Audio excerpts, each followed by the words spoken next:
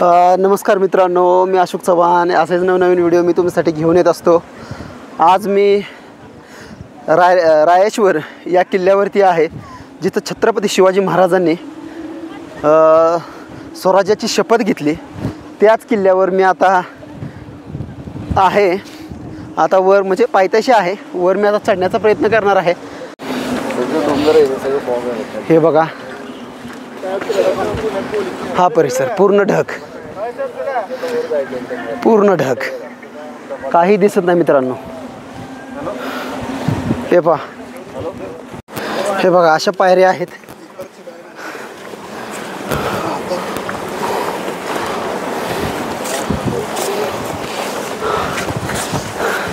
हे बघा, आमचं टीम मेंबर आहे तिकडे, फोटो सेशन चालू आहे.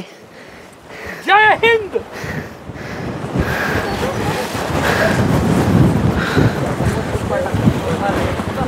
मित्रांनो, अशा वातावरणात खूप मजा आहे. काय सांगू तुम्हाला, वारं खूप आहे. वारा असं माग फेकतंय. बघा किती वारा आहे. बघा, खाली काही दिसत नाही.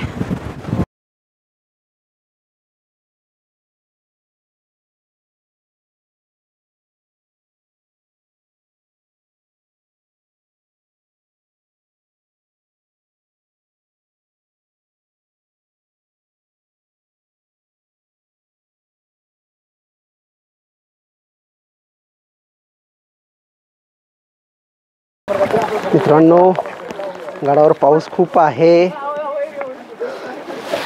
तुम्ही बघू शकताय. हे फक्त धुकं म्हणजे ढग अक्षरशः खाली उतरलेला आहे. सगळी आमची टीम आहे, पुढे चाललेली आहे.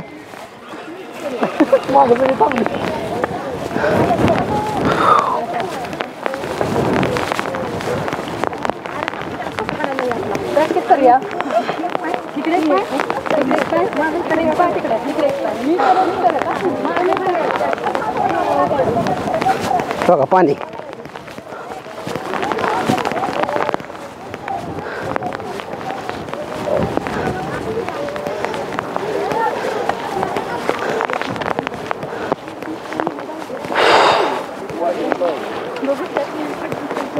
मित्रांनो, मी आता पूर्ण वर आहे गडावर.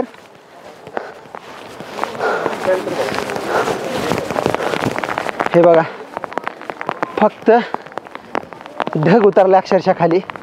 खूप वारा आहे, भयानक. ही आमची सगळी टीम आहे, मागं या लागले. वारं खूप सुटलंय. पण मित्रांनो, निसर्गाचा आनंद जर घ्यायचा असेल तर एकदा तरी अशा निसर्गरम्य वातावरणात या लागतंय. अहो बापरे, मोठा आला की. खूप मोठा आला पाऊस, येतोय जातोय. हो, पण त्या पावसात जेवढी मज्जा आहे ना, हे निसर्ग पाहण्याची, हे अनुभवायचं जबरदस्त आहे मित्रांनो. वर पाऊस, खाली ढग आणि आम्ही मधी. कसा वार, जबरदस्त. बघा, इकडे पाणी आहे, तळ आहे इकडे साईडला. एवढ्या वर डोंगरावरती, किल्ल्यावरती असं पाणी असणं म्हणजे भाग्य आहे मित्रांनो. हे आपल्या सह्याद्रीच्या पर्वतरांगा. छत्रपती शिवाजी महाराजांनी या ठिकाणी, याच गडावरती स्वराज्याची शपथ घेतली होती. ते ठिकाण मी तुम्हाला दाखवणार आहे.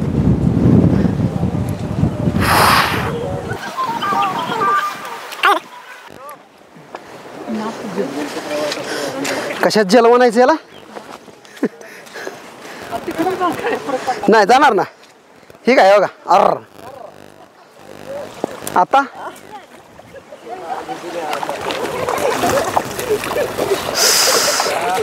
आता पाणी आहे. आता कसं जायचं पलीकडे? मी जरा इकडून टर्न मारतो असा. हां ओके. हां कसं वाहतंय पाणी. हा नाद कराय नाही.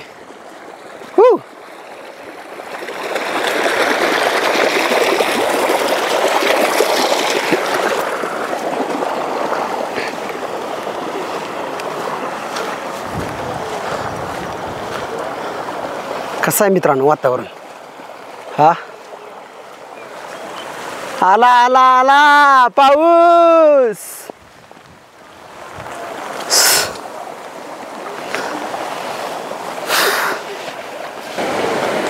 इथे एक छोटा धबधबा आहे तो मी तुम्हाला दाखवणार आहे.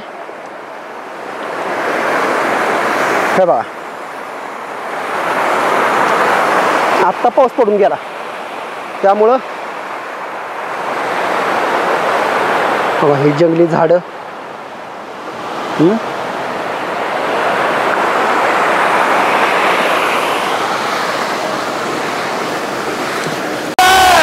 धर्मवीर छत्रपती श्री संभाजी महाराज की जय.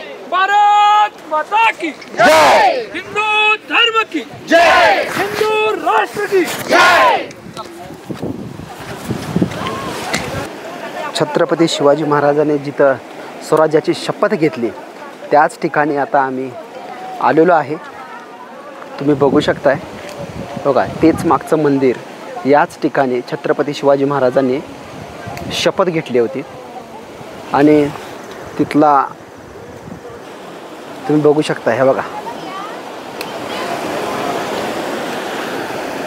हे पहा ह्या ठिकाणी असं वर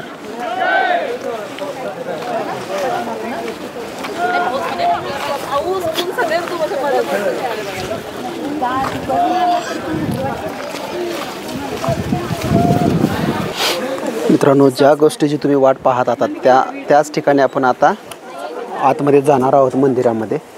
तर चला मग आत जाऊया. सरांनी मगाशी खूप छान अशी माहिती दिलेली आहे.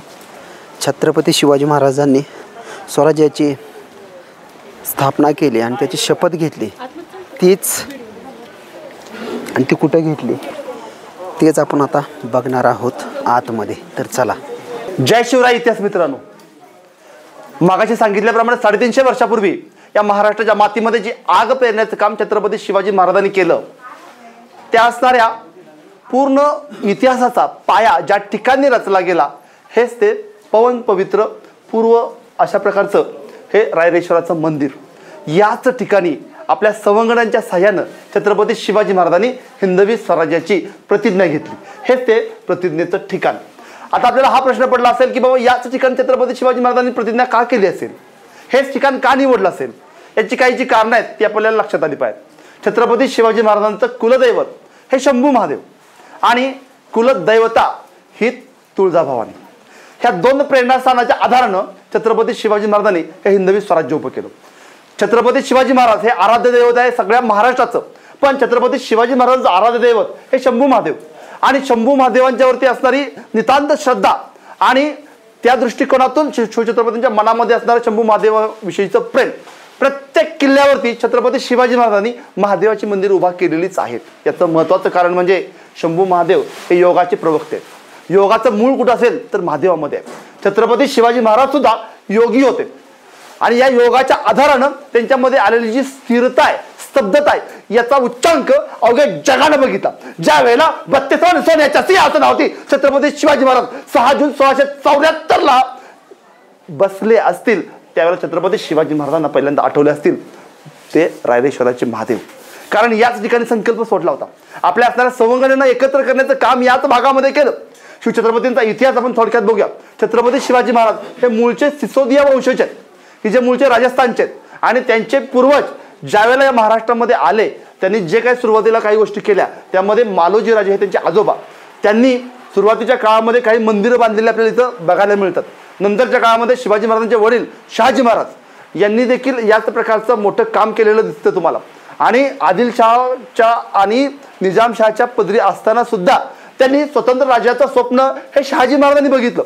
मूळ जे आहे हिंदवी स्वराज्याचं ते शहाजी महाराजांच्या संकल्पनेत आहे आणि हीच ती मानिस्त्री की एका स्त्रीत्वाचं ज्या वेळेला आव्हान उभं राहतं त्यावेळेला काय प्रचिती येते याचं मूर्तिमंत उदाहरण म्हणजे राजमाता जिजाऊ. राजमाता जिजाऊ आणि छत्रपती शिवाजी महाराज लहान असताना शहाजी महाराजांच्या नियोजनानुसार त्यांची जी वडिलार्जित असणारी जहागीर आहे ती पुणे, सुपे आणि इंदापूर या भागामध्ये.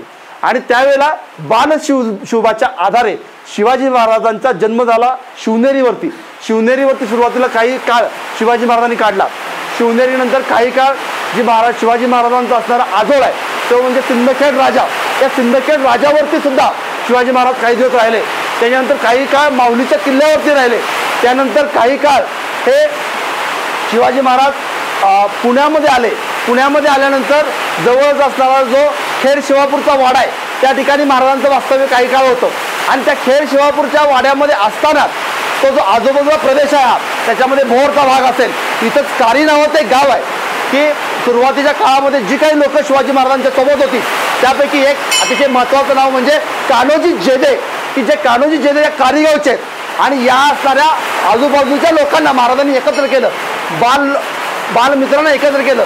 येसाजी असतील त्याचबरोबर तानाजी असतील या सगळ्यांना एकत्र करून याच असणाऱ्या आजूबाजूच्या प्रदेशामध्ये शिवाजी महाराज भटकंती करायचे. या दऱ्याखोऱ्यांमध्ये फिरायचे. आणि त्याच वेळेला हे शंभू महादेवाचं स्थान त्यांनी बघितलं असेल. हे असणारं स्वयंभू अशा प्रकारचं मंदिर आहे. इथलं वातावरण तुम्ही आजही बघत असाल. तिथली ऊर्जा आजही तुम्हाला जाणवत असेल. ही शिवछत्रपतींच्या विचारांची ऊर्जा आहे. ही ऊर्जा अवघ्या भारत देशाला देऊ शकेल अशा प्रकारचं हे स्थान आहे.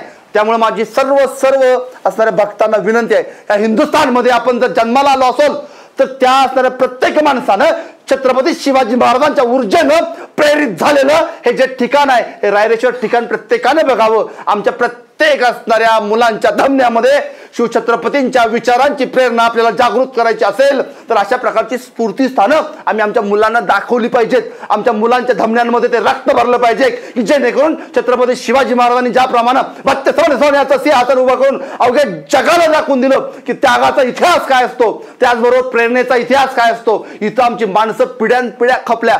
त्यावेळेला हे 32 मन सोन्याचं सिंहासन उभं राहिलं. आणि ज्या वेळेला गागाभट्टाने शिवछत्रपतींच्या पुढं जी सिंहगर्जना केली ती सिंहगर्जना प्रौढप्रताप पुरंदर क्षत्रिय कुलावत सिंहासनाधीश्वर महाराजाधिराज यशवंत कीर्तिवंत वरवंत सामर्थ्यवंत हिंदवी स्वराज्य संस्थापक राजा शिवछत्रपती की जय ही गर्जना ज्यावेळेला रायगडावरती घुमली त्याचं मूळ ज्या ठिकाणी उभं राहिलं त्या ठिकाणी आज आपण आहोत.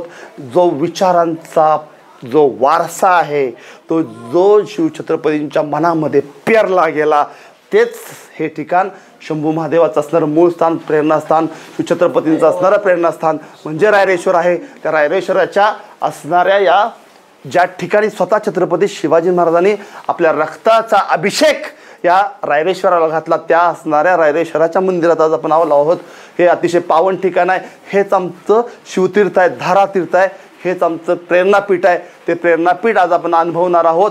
आणि मी नेहमी म्हणत असतो की छत्रपती शिवाजी महाराज हे योगी होते.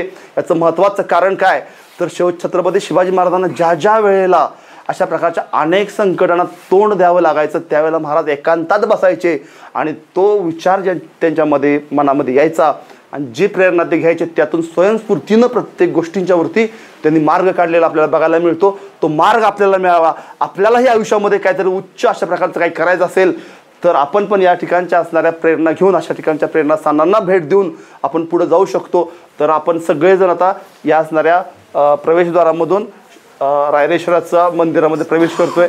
हेच ते